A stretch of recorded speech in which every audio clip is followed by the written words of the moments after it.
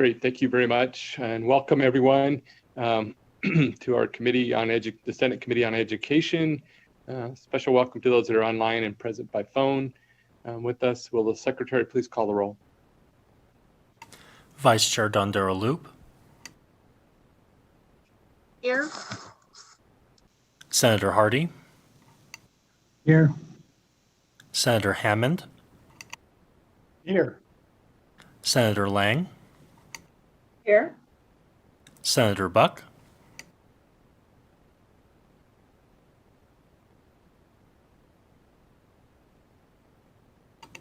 Senator Buck. I believe she's giving a presentation, so she'll be here shortly. Senator Dunyate. Here.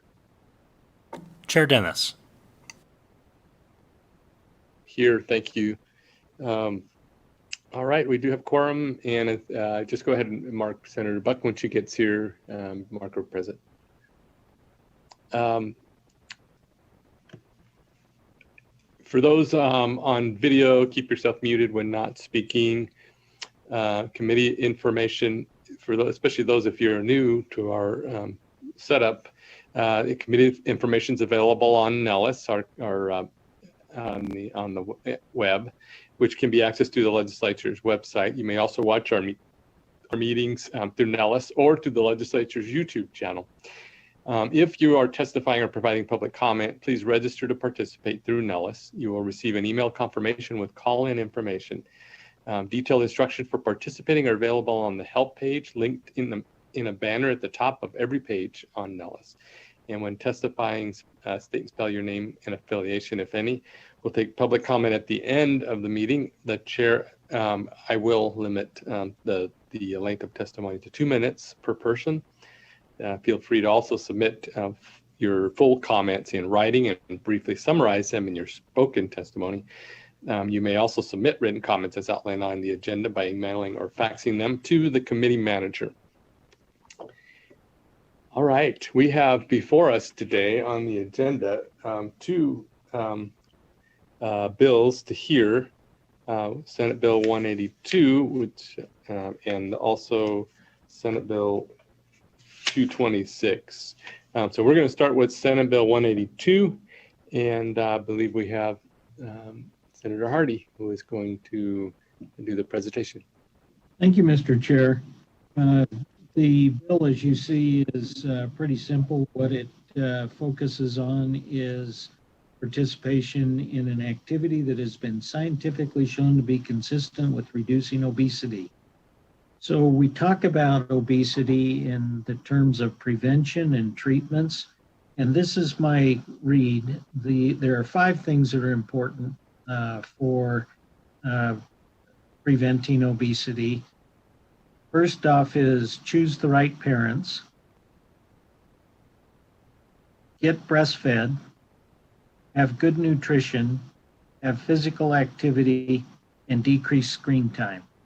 Those are basically it when I start looking at all of the literature that is being written. But there are some pertinent, pithy quotes. The Harvard School of Public Health had a statement that was very good. Quote, weightlifting, push-ups, and other muscle strengthening activities build muscle mass, increasing the energy that the body burns throughout the day, even when it is at rest, making it easier to control weight. You will see people talking about weightlifting and strengthening, but the bottom line for weight control is still going to increase activities during the day. And it specifically, research talks about moderate intensity, which means about 50 to 60% increase in your resting heart rate. And obese children become obese adults. There are some good websites, not the least of which is Wikipedia, if you want to look up childhood obesity. The Childhood Obesity National Action Kit is referenced in the Harvard School of Public Health. Childhood Obesity National Action Kit has all sorts of good ideas, references, studies, and then it references choicesproject.org. And the choicesproject.org, when you pick up your phone and look at things, it talks about active physical education, or active PE, and it references a policy requiring provision of 50% moderate to vigorous physical activity in physical education classes. There are a lot of things that we could do that I think maybe we may be missing out on some of them, and particularly during COVID time, where people talk about the COVID-5, and that was 6 months ago, and now it's the COVID-10, and that was 2 months ago, and now it's the COVID-20. So as we sit around doing more screen time, it's not healthy for our children to have more screen time without the complement of getting out and exercising. Fascinating, there's a study done with preschool kids, and the statement is made that teachers very rarely encourage the children to be physically active, but when balls and other items were made available, especially outside, and when they had open spaces in which to play, the children were more likely to be active. The low levels of children's activity and the lack of adult encouragement point to a need for teachers to organize, model, and encourage physical activity. And that's from William H. Brown, Professor of College of Education at USC. We know that there's some things you can't change, but one of the problems is the daunting nature of obesity and how it's somewhat discouraging when you start looking at all of the things that are interfacing with obesity, childhood obesity. So I deliberately did not want to scare people by giving graphs that make it sound harder than it is. So we can't change our parents. We can't change the fact that we haven't been breastfed. Some of us can't change the fact that we don't get the right food in the right way. And some of us can't decrease our screen time in the face of COVID, but we can change our activity. And so that is one of the things that we can do something about, and look at the studies and say, is it something we can do about that in our school districts, school to school, and place to place? That's my testimony. And I think bottom line is we need to do something, and it could be school to school, it could be school district, could be the individual school. But we need to look at the weight bearing, weightlifting, and moderate type exercise where we get our heart rate going faster. Thank you, Mr. Chair. Happy to answer any questions that I don't know the answer to. And Sarah Rogers with the Department of Behavioral Health will probably be the one that knows all the answers. And I appreciate anybody else who has input. Thank you. Thank you very much. I'm sure we'll probably have a few questions. I'm going to start it out though. Nutrition, you talked a little bit about that, but in my study of obesity, one of the biggest things is the nutrition part. Even with all the exercise, if they don't have proper nutrition, that avoiding obesity is very difficult. So how do you? Is there a way we can tie that into this? Or I appreciate the question, and yes, to your point, and you have been the champion of making sure we weigh children, we do their body mass index. If we're going to make any progress, we have to know where we're at and where we're going. And so your championing that kind of thing is critical. We know that if you don't have the nutrition that is good foods, vegetables and fruits, and things that are not high in fat, that decrease sugary diets, sugary beverages, we know that those play a critical point. So if you take every calorie in and you have to get it out with physical activity, you know that eventually your more calories in are going to overwhelm your calories out. So I'm not trying to say that I'm going to save the world with this concept of doing the research and doing those things that have proven to be helpful, because you can't do them alone. You have to look at the things we can change. And those last three things, nutrition, physical activity, and screen time, we can actually do something about. And so, so then my second question is, so the bill itself, what is it going to specifically do to change that so that they are participating in those scientifically identified activities? So if we give a tool like the Choices Project, alloneword.org, has tools that a PE teacher, a school, a district can say, this is doable and we can do it. So instead of doing, I'll call it low impact exercises in PE, we start doing more of the endurance and weightlifting, we will have better success at using the calories that we use. So for every centimeter of elevation of water, 1 centimeter high, you use a calorie or a kilocalorie. And that's what it is. It basically comes down to a math equation, calories in and calories out. But we prefer to have the calories being put out. And as we exercise, many times our appetite is not as great as we would think it would be. And we end up with having more calories out than calories in. So we get a jump on the obesity right out of the get-go. And I think if you marry those three things of nutrition, physical activity, and screen time, we will make inroads. But if we don't have those three things together, I think we're losing the battle. Obesity has tripled in the United States children over the last 3 decades. And the United States is one of the highest nations in the world for the rate of obesity. If we do nothing, we're going to just get less skinny all the time. So it's a combination of things. I don't pretend that one thing is going to solve all the problems.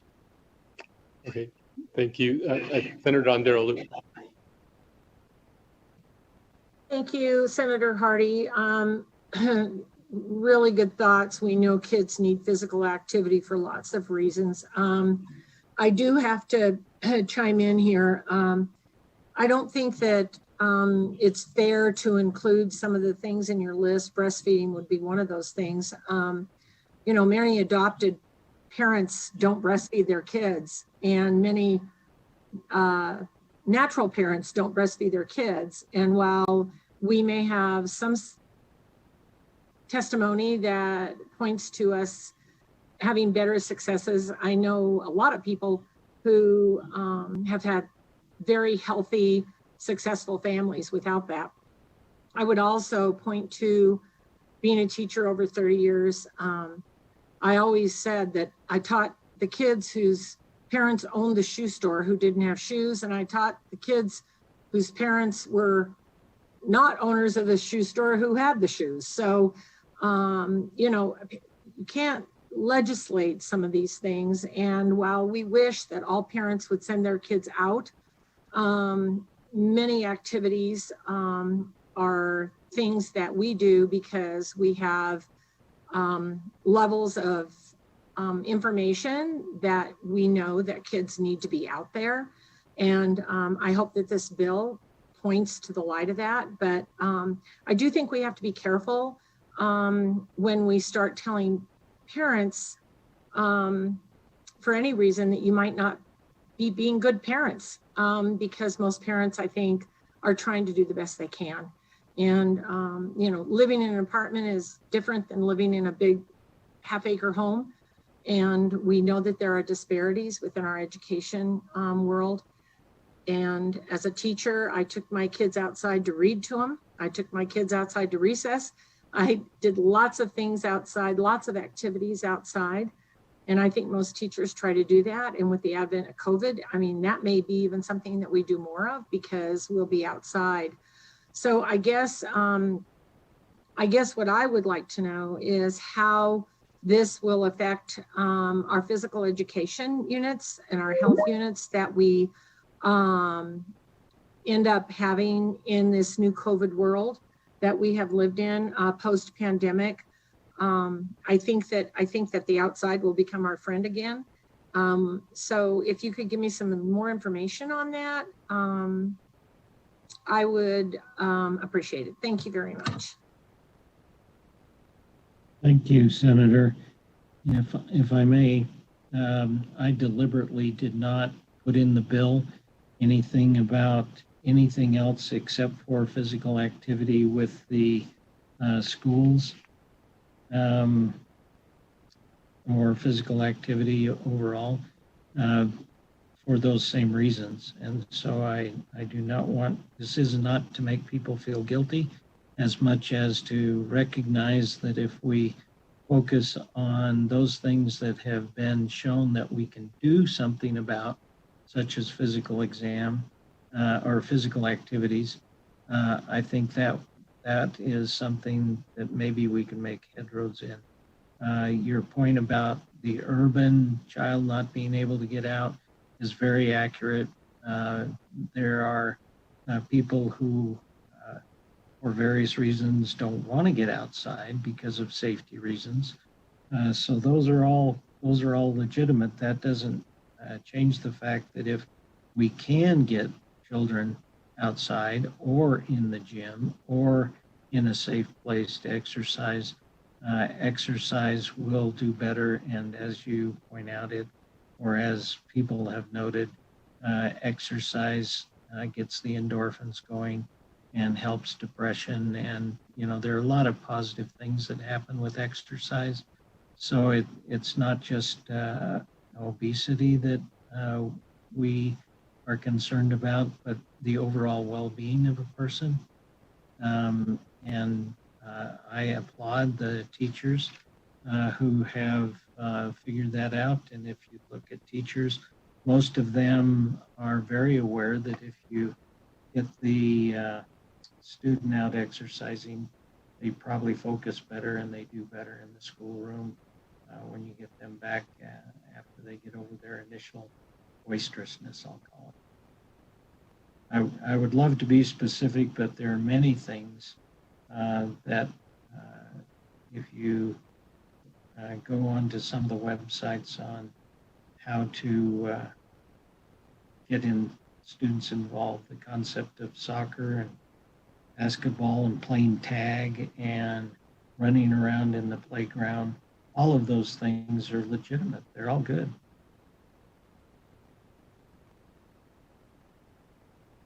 Thank you.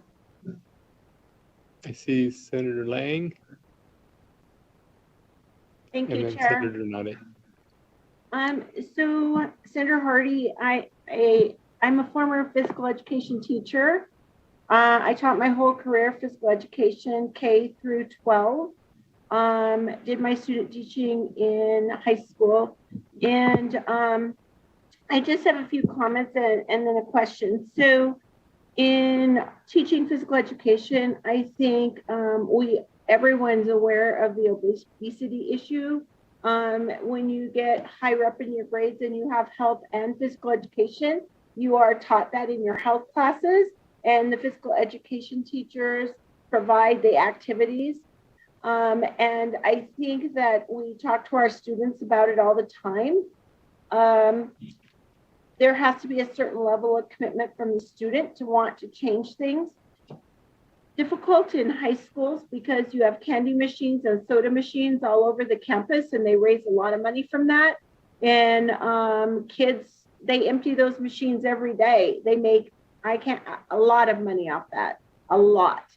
And I think that in my physical education classes, I try to teach my kids not so much about having something for here and now, but to create an opportunity where they could find a lifetime activity that they could do their whole lifetime, because that was going to be what was going to keep them healthy throughout their life.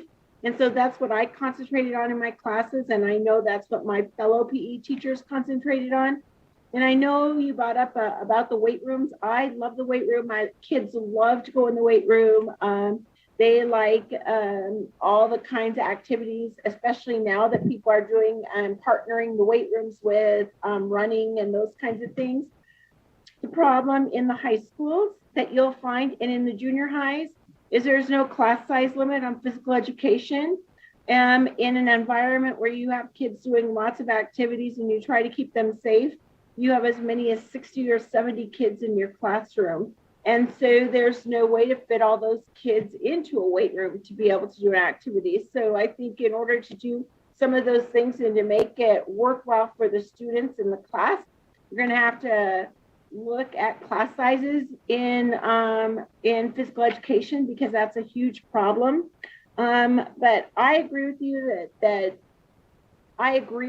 that we need to teach our kids about obesity and what that means to their life from an early age on up. But there are so many factors, I think, that are outside the control of the education establishment that also contribute to their lifelong wellness.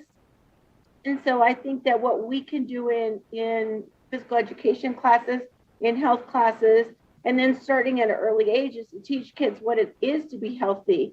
We can't control the choices that they're going to make. We can only give them the information. And so while I really like the premise of what this is going on, what you're talking about, I think there's so much more involved that is outside the control of educators.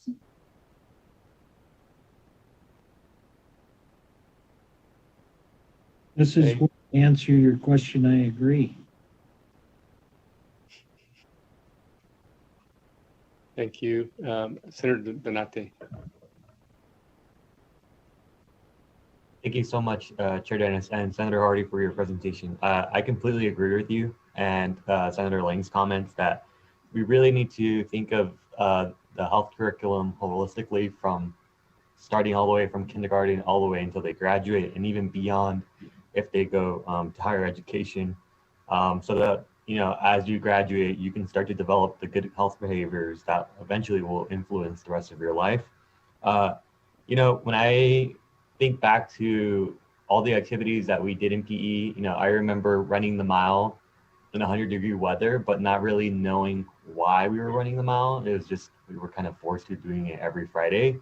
And I think that eventually, because I went to a CTE school that had a magnet program, learning about anatomy and sports medicine helped me understand why a lot of those health behaviors were important. And I think that would benefit a lot of the students if they understood concretely how their body responds to the actions that they're doing.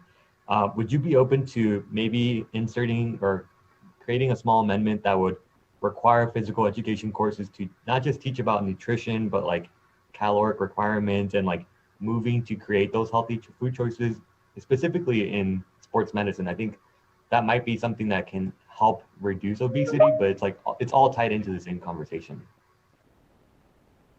I appreciate you saying that, because bottom line is physical education, the class of PE, for instance, I don't envision it to be, quote, just exercising as much as educating. And I think your point is spot on.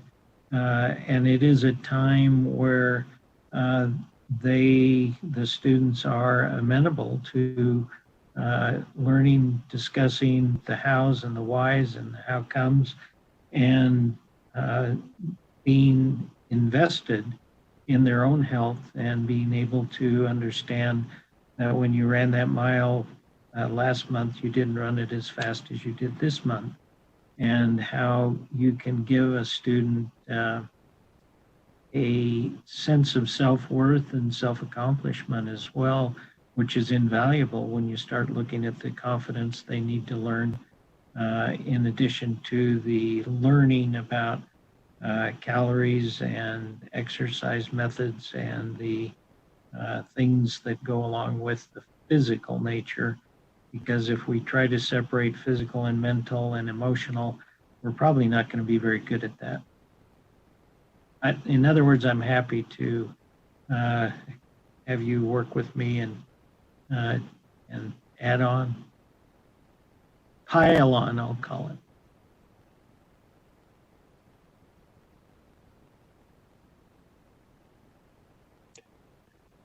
Let's see, other question.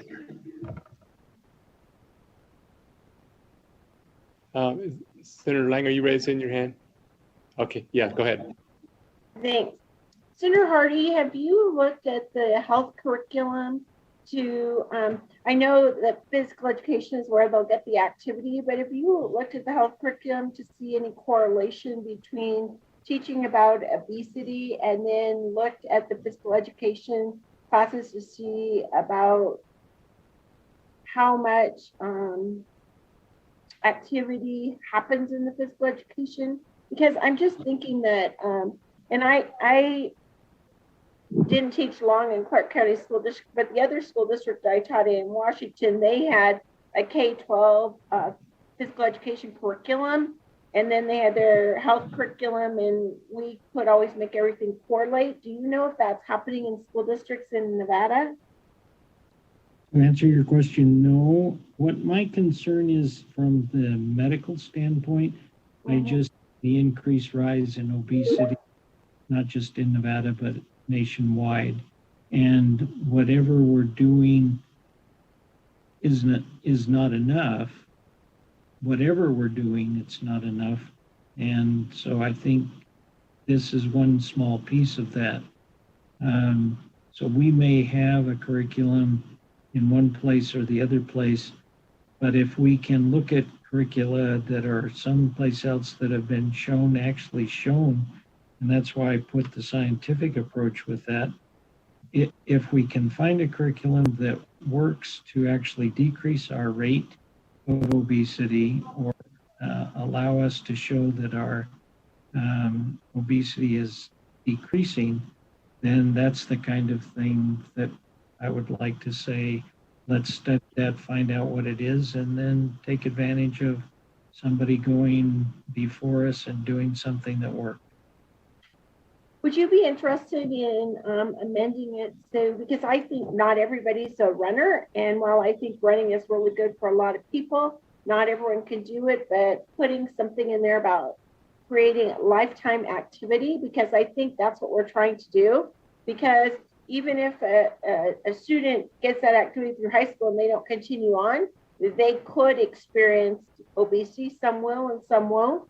But what I think as educators, and I think if you talk to PE teachers, what they're trying to create is an opportunity that kids will have a lifetime activity, and that should always be our goal. So I think that if you put something in your bill about lifetime activity, I think that would be really helpful.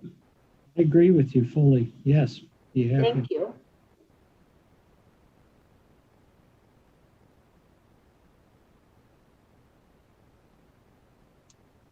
All right. What other questions do we have? I'm not seeing anybody else is raising their hand. Okay. So with that, let's. I agree. I think that there are. It sounds like there's some things that maybe that could happen. That could be worked out. Let's go to. Listen to some folks, see what kind of comments we get. Let's go to hearing testimony in support.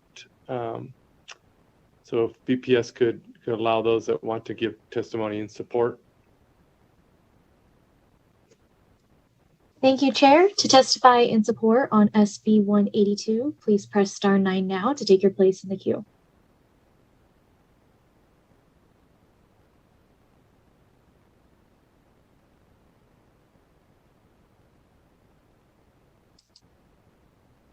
Caller with the last three digits, 110, please slowly state and spell your name for the record. You have 2 minutes and you may begin. Good afternoon, Chair Dennis and members of the committee. For the record, I'm Hugh Anderson, Anderson, Managing Director for High Tower Las Vegas and Chairman of the Vegas Chamber's Government Affairs Committee. The Vegas Chamber is in support of Senate Bill 226. This bill will help increase career and technical education initiatives for the benefit of Nevada students. And one of the primary challenges relating to workforce training is the need for better alignment with training programs for workers and the skill sets needed by employers. We believe that this bill will help those efforts by identifying industry sectors that need additional skilled labor. This legislation has the potential to support efforts being coordinated by the private sector through public-private partnerships. The coordinated approach between education stakeholders is another important piece of this legislation as we look to addressing workforce needs. The Chamber believes that career and technical education is essential for those students that want to enter the workforce after graduating high school. That's why the Chamber is working in conjunction with Workforce Connections on a new initiative called Southern Nevada Workforce Solutions. Legislation like this will help students achieve their potential and be ready for either career or college. Thank you, Chair Dennis and members of the committee for your time. We urge your support for this bill. Thank you. I think Senator Hammond will like that testimony for his bill coming up. And so we'll make a note of that. That I'm sure that testimony was the Senate Bill 226. But we're on Senate Bill 182. So those that wish to support, if they would, if we could have the next person. Caller with the last three digits, 670, please slowly state and spell your name for the record. You have 2 minutes and you may begin. For the record, Carrie Harrington, which is spelled C-A-R-I, last name H-E-R-I-N-G-T-O-N. I'm the Executive Director for Nevada Cancer Coalition. Good afternoon, Chair Dennis and members of the committee. Obesity in both children and adults is defined as abnormal or excessive fat accumulation that prevents or presents a risk to health. Obesity continues to be a significant health concern nationwide and is associated with multiple poor health outcomes, including an increased risk for heart disease, cancer, stroke, and type 2 diabetes. Overweight and obesity also contribute to poor mental health outcomes, as we've discussed. Approximately 24.5% of Nevada children are currently overweight or obese. Schools provide an ideal environment for learning and practicing healthy habits to carry on through adulthood, from washing their hands to safely crossing the street, eating healthy foods, to even wearing hats and sunscreen while outside. All healthy habits that our schools are currently teaching our children and allowing them to practice. From the Centers for Disease Control and Prevention, when students do get physical education, it not only increases their level of physical activity, it also improves their grades and standardized test scores, and it helps them stay on task in the classroom. Increased time spent in physical education does not negatively affect students' academic achievement. In fact, it enhances it. And we know physical activity has an effect on mental health. On average, young people who exercise more have lower levels of depression, stress, and psychological distress, and higher levels of positive self-image, life satisfaction, and psychological well-being. As a mom of twins who are now seniors in high school, I can share that physical activity in our school system has sadly been under-supported and often non-existent.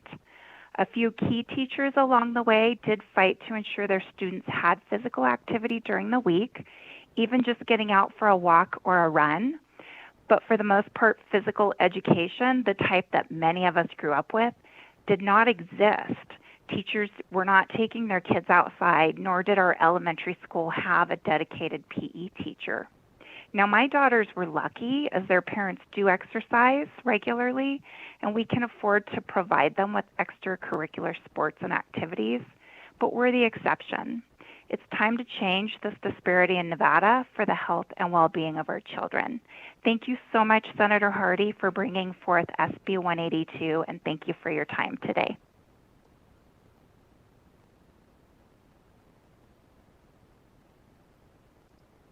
If If you have recently the joined the call and would like to testify, in support on SB 182, please press star 9 now to take your place in the queue.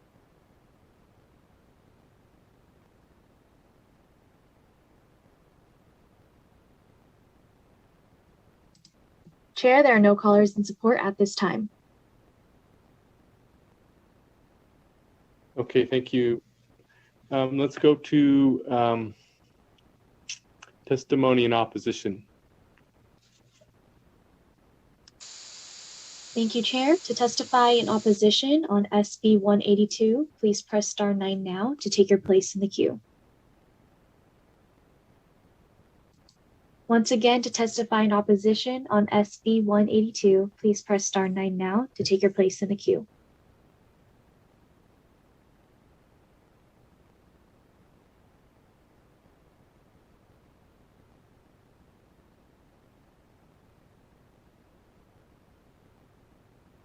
Chair, there are no callers in opposition at this time.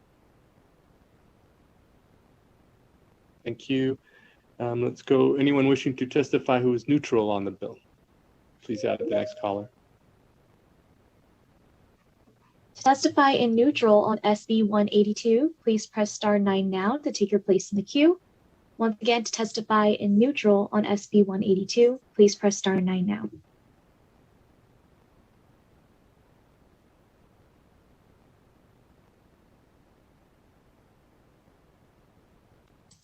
Caller with the last 3 digits 927, please slowly state and spell your name for the record. You have 2 minutes and you may begin. Hello, and thank you, Committee Chair Dennis and committee members. My name is Hava Ahmed, AHMAD, and I am here representing the Clark County Education Association. Excuse me. The CCEA is testifying in neutral on Senate Bill 182. CCEA appreciates the intent of this bill and would like to thank Senator Hardy for bringing this bill forward. All of the Nevada's K-12 physical education courses should include activities scientifically shown to be consistent with reducing obesity. However, we would like to caution that we must approach obesity education delicately and ensure that healthy eating habits and body positivity are expressed to help give students the confidence they need to take on their education. In addition to the current curriculum supporting mindfulness and wellness, we feel that education and stimulation intended to reduce obesity rates will help to teach students coping mechanisms to better handle the negative impacts of the COVID-19 pandemic. CCEA would like to mention that as we return to in-person learning for the majority of our grades today, we respectfully ask that our educators and other licensed professionals, students, and administrators and parents are celebrated. CCEA is excited to continue discussions on this legislation and is supportive of all legislative initiatives that promote a healthy lifestyle free from body shaming. Thank you. Let's go to the next one. Once again, if you would like to testify in neutral on SB 182, please press star 9 now.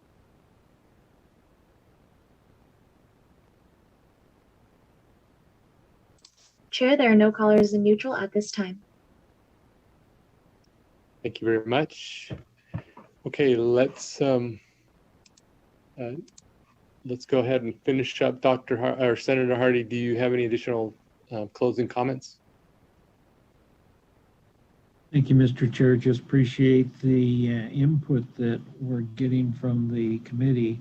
And I have not only an open mind, but an open bill that will hopefully serve as a vehicle so we can help our students, our children, be not just lifelong learners, but lifelong lifestyle learners. And I appreciate the comments. Be grateful to talk with others as we go along. Thank you. Thank you very much. So with that, I'm going to close the hearing on Senate Bill 182 and going to open the hearing on Senate Bill 226, which I believe Senator Hammond is going to present. Yes, Chair, I am here and ready to go. Would you like me to begin? Yes, please. Good afternoon. I am Senator Scott Hamm, and I represent Senate District 18 in Clark County today. I'm really pleased to be before you to present Senate Bill 226, a bill that which seeks to make our career technical education, or CTE programs, even more relevant to Nevada's workforce climate.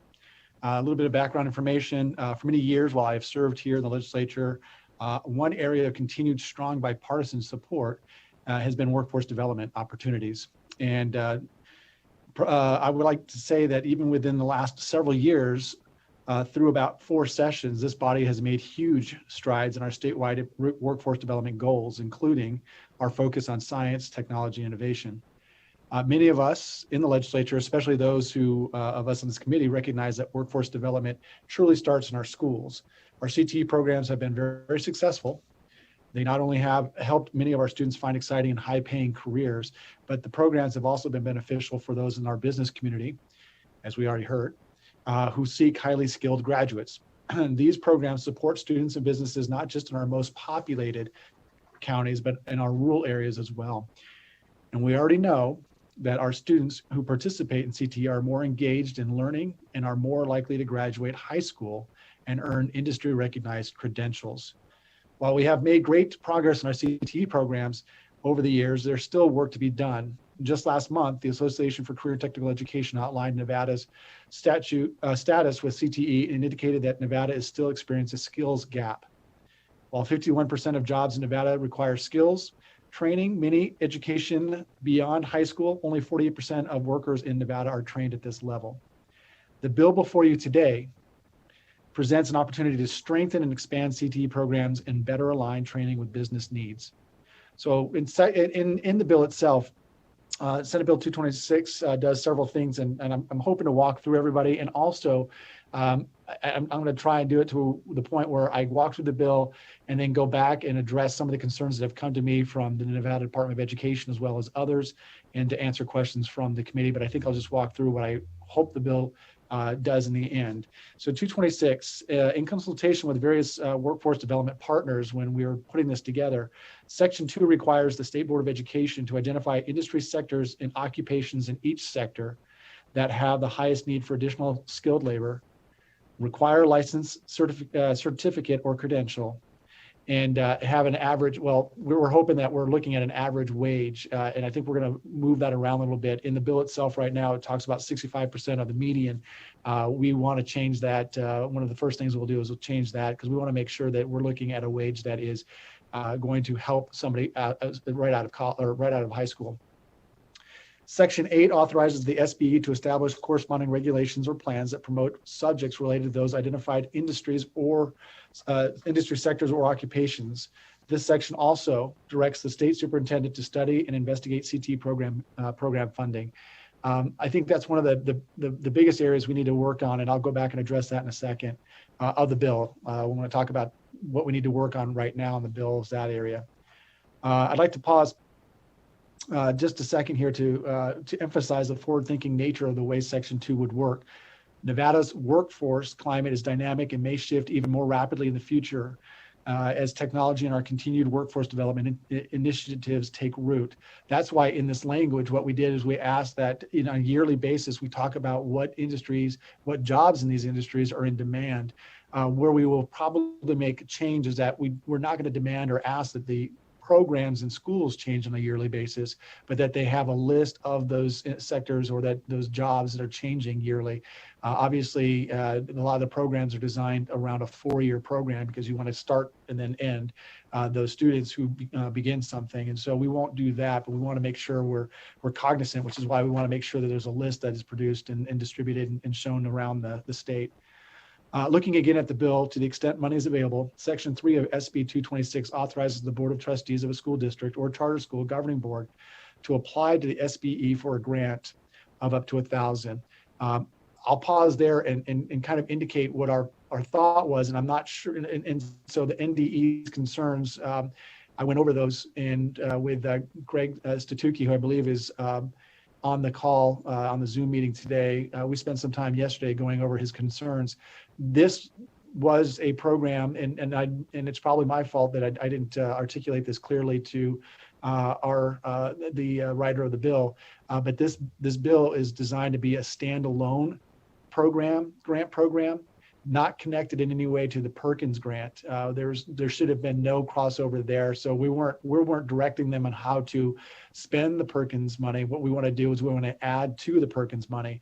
That's the biggest problem we have, is that we get a certain amount from the federal government and Perkins funds, and then the state in the maintenance of effort gives about 11.4. I think we get 12.4 from the federal government and then 11.4 in maintenance of effort. We can't really increase that 12.4 because it's based on population, as best I understand this, which only changes every 10 years of the census. And really, to add and be a more robust program, we have to come up with ways to do that, augment it in the state. This grant program is that effort to do that.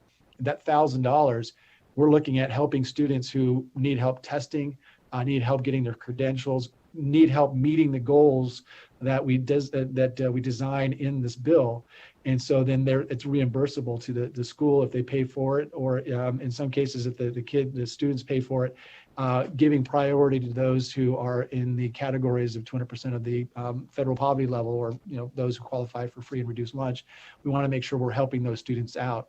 And then the money that, if they don't use the whole $1,000, then the other part of what we're trying to achieve is making sure that schools that are developing programs and are doing a really good job of meeting those requirements and those goals, that we help them along the way to make their programs even more robust. That's pretty much what we're trying to do in that section.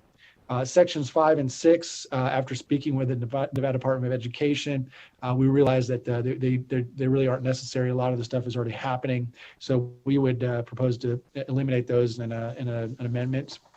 And then finally, Section 10 outlines the prioritization order in which funds will be distributed. As I already mentioned a second ago, Section 7, there's parts of Section 7 that are necessary. Some parts, I think it's subsection 1A, we don't need that. They're already collecting that information, but we do have to reword a little bit in Section B of that.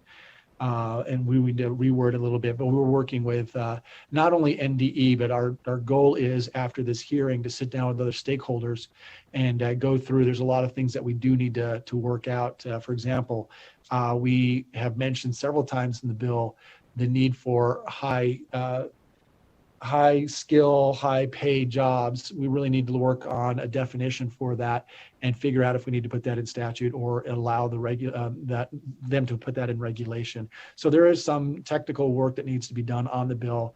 We have a list of stakeholders that are willing and want to volunteer to help with that.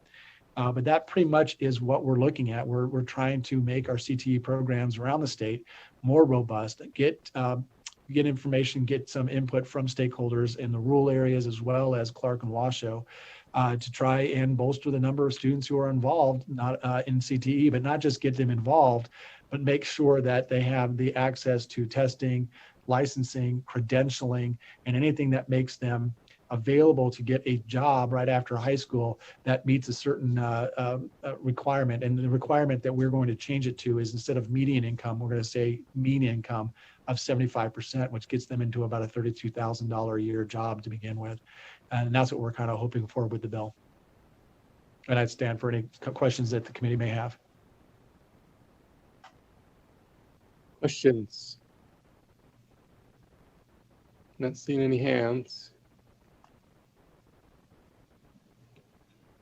Okay. Sounds like you did a good enough job that nobody has questions at this point. So let's hear from folks that will. Do you have Senator Hammond? Is there anyone else that's making a presentation on the bill? No, we wanted to make sure it was quick today, because we weren't sure what kind of timeline we're going to be up against. So it was just me. There are other people who are ready to answer questions if need be, but I can field most of those right now. And of course, Mr. Statuki from the Nevada Department of Education is on here. He may actually be able to answer a few questions as well. We went over a lot of the stuff yesterday. Okay, so do we have any questions of any of those, like like Craig Statuki's over CTE at the department? We have some other folks from the department on here too, I believe. And I can push those along if I think that it's easier for somebody else to answer, or just, I know that Mr. Stuckey, who spent many years in the classroom with CTE, he just does a wealth of knowledge about a lot of the programs that exist out there. Okay, great. Okay, not seeing any hands at this moment, so Actually, why Senator don't we Lang go has a on to, question. oh, did you raise your hand? I have a question. Chair. Okay, sorry, I don't see your, you got to keep your hand up. I can't see it. Oh, Go it's ahead. a little yellow thing. Oh, I don't see Senator those. Hammond. Those are hard to see. Oh, okay, I'll wave at you. Senator Hammond, I see that there's grants and stuff. Is there going to be a fiscal note attached to this? Do you know? Well, yeah, the CCSD, I think, put a fiscal note on that. But again, it's tied to the fact that the bill mentions NRS, I think it was 338.392, which goes into the Perkins. I think that once that there's a clarification made there, and again, I think it's definitely my error. It's not the LCB writer who did a fantastic job with this. A lot of people have been very happy with the product that came out. But the fact that it makes it look like the bill is telling the state how to spend the Perkins money, and that's not the intent at all.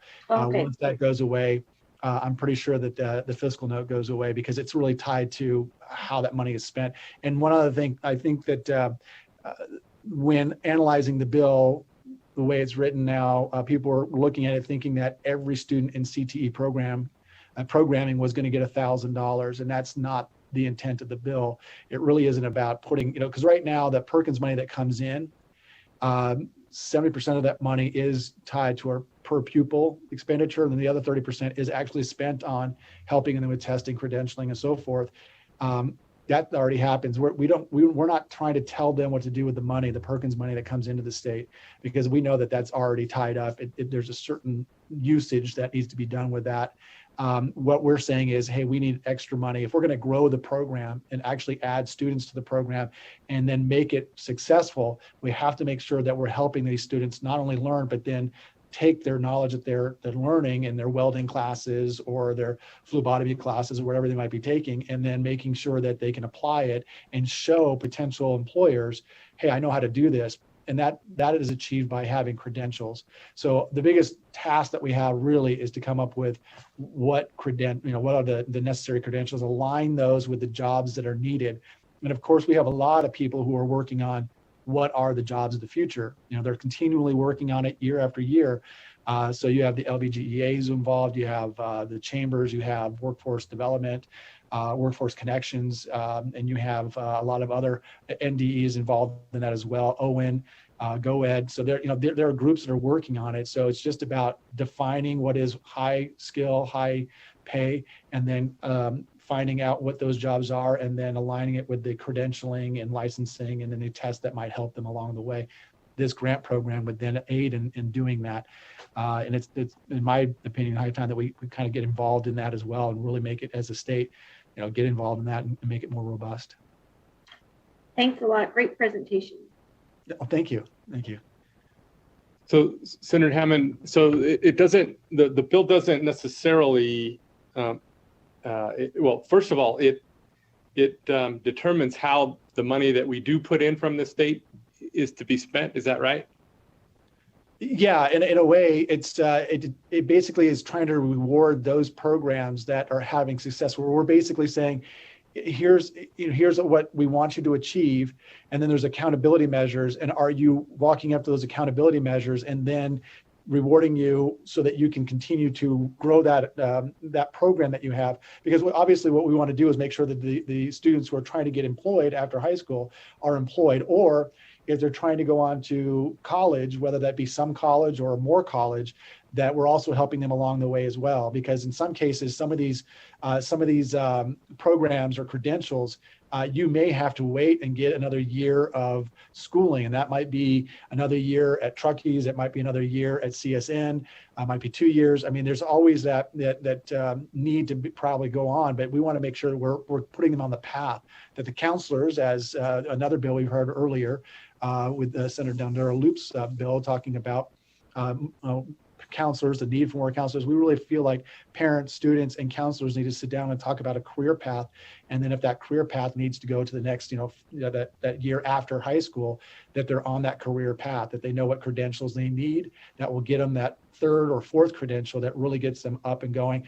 And then, of course, the conversation that I keep having with more and more people is not necessarily saying that everybody has to go to college, but some college needs to be talked about. And that may happen after you've had a job for a year or two or three, and then realize this is what I want to do. And in order to advance in that particular job, I'm going to have to get another, I have to go back and get some more schooling in that area, another credential perhaps, or maybe even a associate's degree, or maybe eventually a BA. Okay. And then on the other side of that, though, it doesn't necessarily ask for more money specifically, does it? No, it doesn't. We're going to create a program, and then, I'm sort of laying this at the feet of the committee. If they want to talk about putting money in the program, that's fine. Eventually, the governor would I would make it available to allow people, and that probably will be an amendment as well, to allow people to give a gift and put it in there to kind of get us rolling in this right away. And some states have started really, really small and then have grown their programs. But one of the things I have seen, and we will put this in as well, we want to make sure every student has some of the money, even if they can't get up to $1,000 for the first few years. And I just don't want to deny somebody some money. So if we give a little bit out, we'll prorate it eventually, but it just depends on how much money we put in the program. But I've seen the program start very low. I can't remember the number now, but even as low as $200,000, putting it in there and distributing it out, because it's on top of what the Perkins already gives us. Okay. All right. Any other questions? Looking. I'm not seeing anybody raising their hand. Trying to look for the little yellow things too, but those are hard sometimes. Okay. Why don't we go on to those that are here to speak in support. So BPS, if you would add the first caller for folks that are in support. Thank you, Chair. To testify in support on SB 226, please press star 9 now to take your place in the queue. Once again, to testify in support on SB 226, please press star 9 now.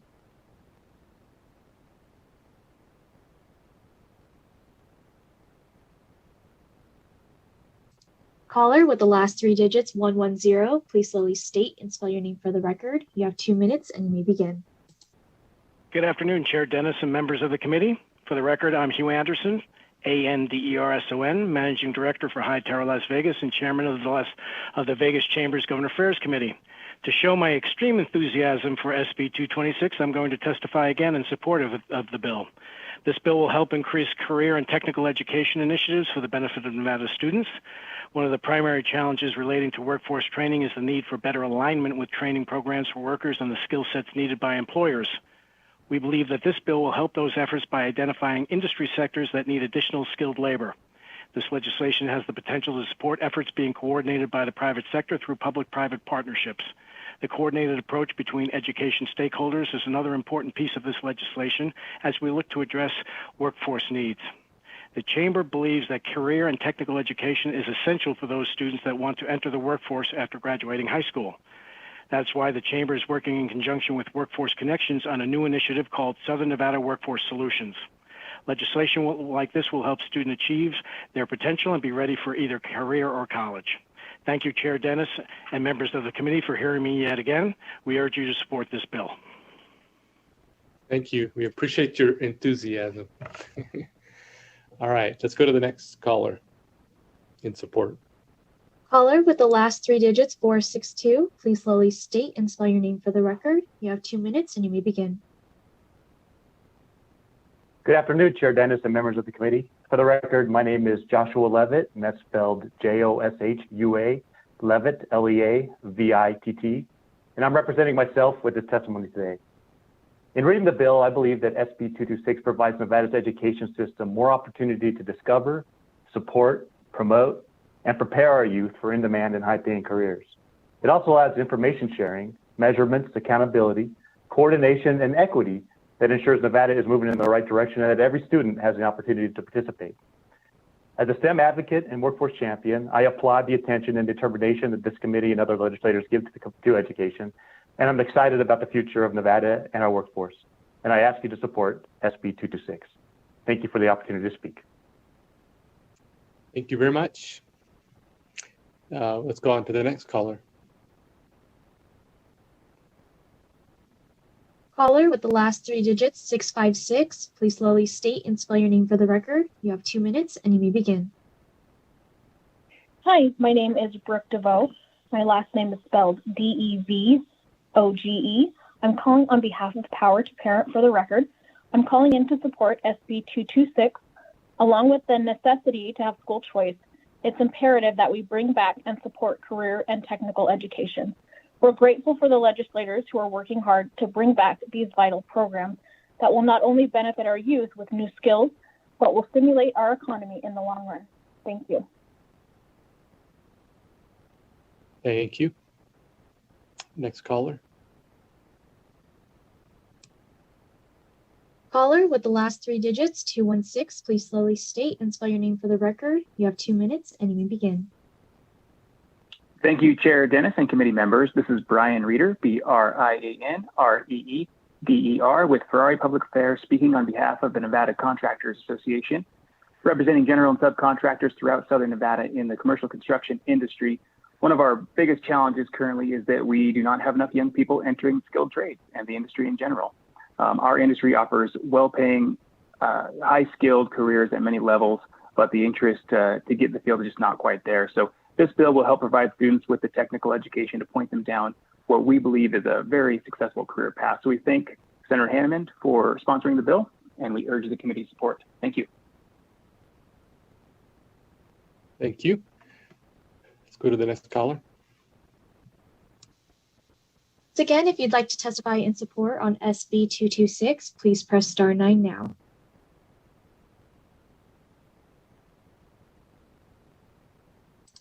Chair, there are no callers in support at this time. Okay, thank you. Let's move then to hear testimony in opposition to the bill. Thank you, Chair. To testify in opposition on SB 226, please press star 9 now to take your place in the queue. Once again, to testify in opposition on SB 226, please press star 9 now.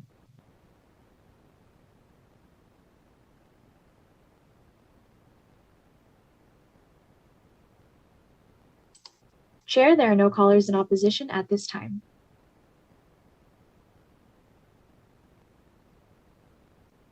Okay, let's go to anyone wishing to testify in neutral. To testify in neutral on SB 226, please press star 9 now to take your place in the queue. Once again, to testify in neutral on SB 226, please press star 9 now.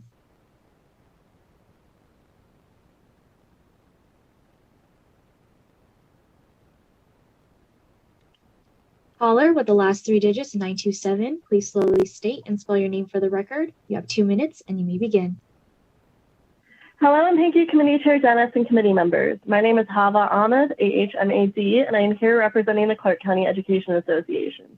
The Clark County Education Association represents more than 18,000 licensed professionals in Clark County School District. CCEA believes that the K-20 education delivery system is the foundation of workforce development and a key component to economic diversification in Nevada. CCEA is testifying in neutral on Senate Bill 226. CCEA would like to thank the sponsors of this bill for their support of the Nevada education delivery system. CCEA believes that this bill is an essential component to bridging the divide that currently exists between the northern and southern ends of our state and will help us to ensure that our CTE curriculum is catered to jobs that are currently open. The only thing we would change about this bill is to add a focus on the industry clusters discussed in the Anderson Economic Group's economic evaluation commissioned by CCEA. By forecasting existing industry clusters that are expected to grow, we can ensure that the studies and investigations on funding for programs of career and technical education are impactful. CCEA supports the intent of this bill and looks forward to working with the sponsor and all stakeholders to ensure that there is alignment between our K-20 education delivery system and industry. Thank you.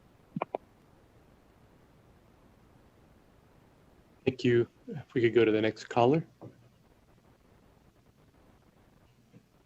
Caller with the last three digits, 936, please slowly state and spell your name for the record. You have 2 minutes and you may begin.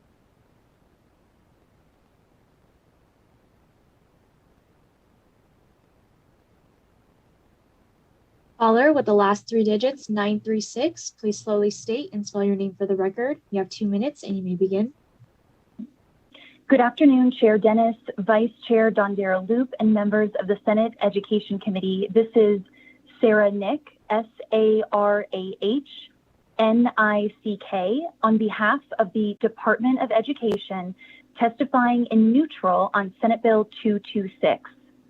The department supports the implied intent of Senate Bill 226 to provide students with more opportunities to take industry-recognized credentials and reward schools for encouraging students to participate in high-skill, high-wage, in-demand career pathways, and to fund Senate Bill 226 outside of state and Perkins funding.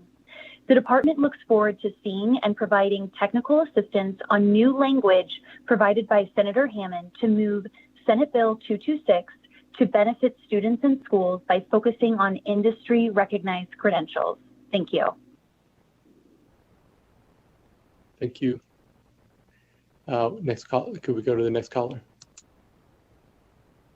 Caller with the last three digits, 692, please slowly state and spell your name for the record. You have 2 minutes and you may begin. Thank you, Mr. Chair and members of the committee. For the record, my name is Mary Przinski, M-A-R-Y-P-I-E-R-C-Z-Y-N-S-K-I, representing Nevada Association of School Superintendents. And we want to thank Senator Hammond for meeting with us and listening to our concerns about the bill. The importance of CTE cannot be overstated. It's important in both our rural and our urban districts, and we look forward to working with Senator Hammond in the future on this bill. Thank you. Thank you. Next caller.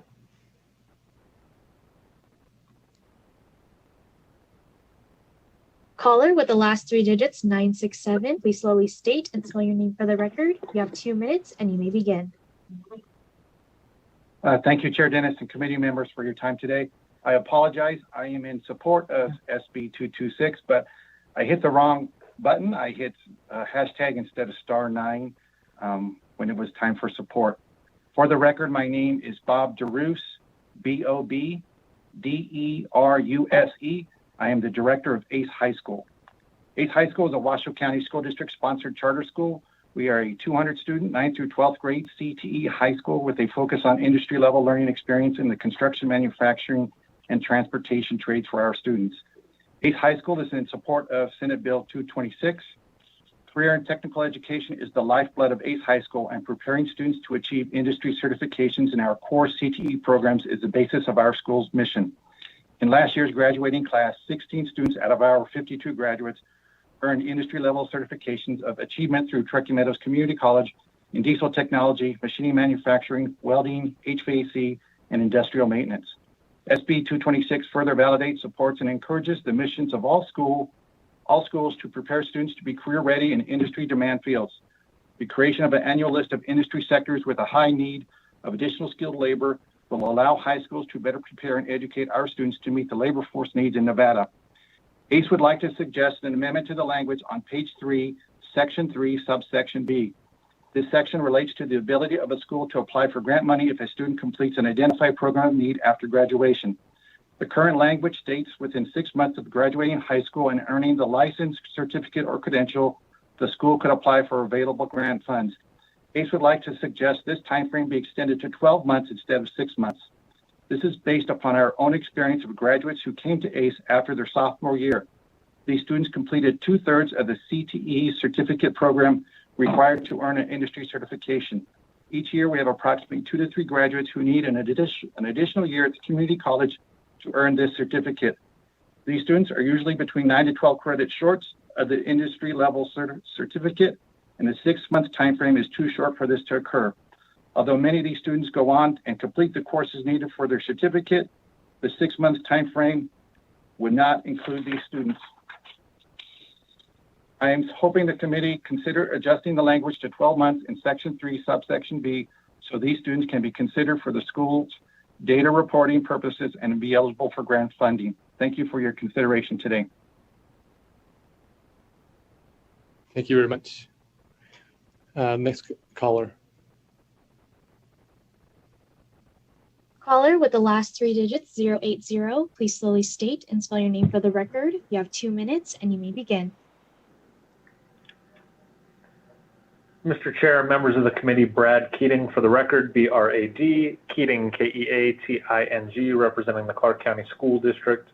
Testifying in neutral, but want to publicly thank the Senator for bringing this bill forward and for working with us near the tail end of last week, explaining what his intent on this bill is. We look forward to working with him to move this bill forward, and just want to again thank Senator Hammond for helping us get to a good point in this bill, and we look forward to continuing our work with him in the future. Thanks.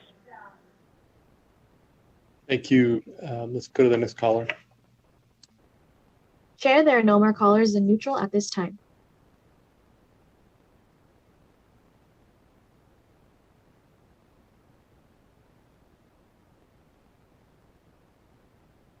Yeah, I'm sorry. BPS, is there anyone left in the queue? Chair, there is nobody left in the queue at the moment. Thank you very much. All right, let's.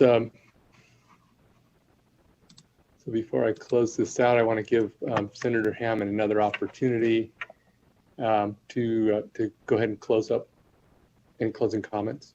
Well, thank you, Mr. Chair, and committee members for indulging me this the time to talk about the bill.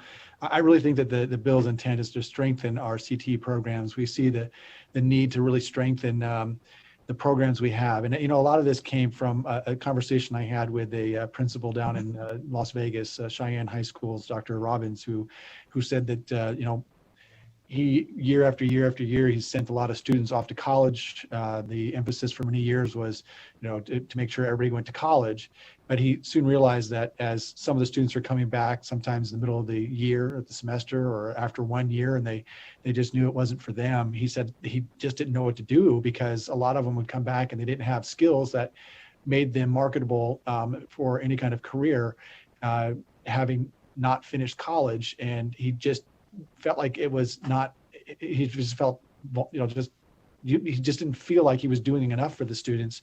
And so he has been working at his school to make it a complete effort to get a lot of students these skills when they ask for them, when they desire them, and try and find ways.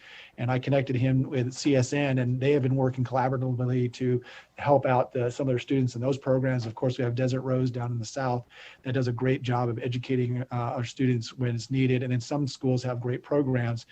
My emphasis here is to try and help the students, but also help those schools that are developing robust, just amazing programs that profit the students in ways beyond high school. And so I do appreciate it, and I will work with stakeholders to make this an even more clear bill and a much better bill in the end. I appreciate your time, and we'll work with anybody in the committee offline as well.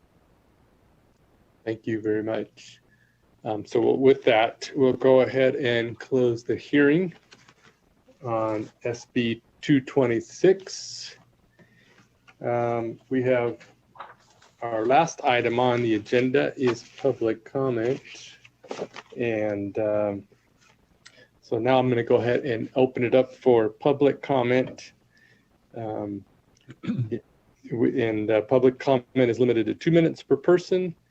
And we'll give you a reminder if you go too long. So try to finish up 2 minutes. So we'll broadcast production services. Please add the first caller.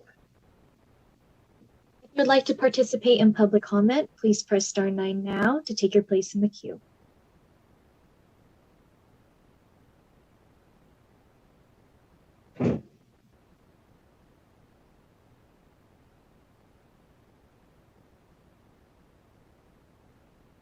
Chair, the public line is open and working. However, there are no callers at this time.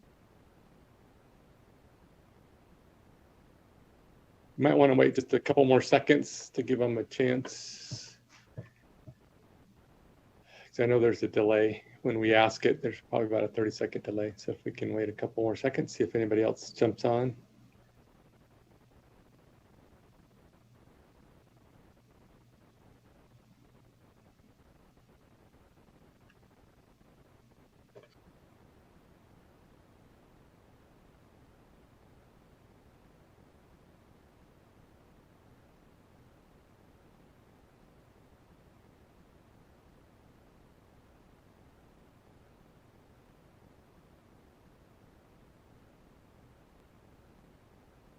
Chair, there are no callers wanting to participate in public comment at this time. Thank you very much. I want to thank everybody today for our meeting, and wish to, we will have, we're expecting to have a meeting this Wednesday. Our next meeting will be on Wednesday. So with that, and that's all the business we have to come before us at this time. So our meeting is closed, is concluded for the day. Thank you very much. Thank you to staff.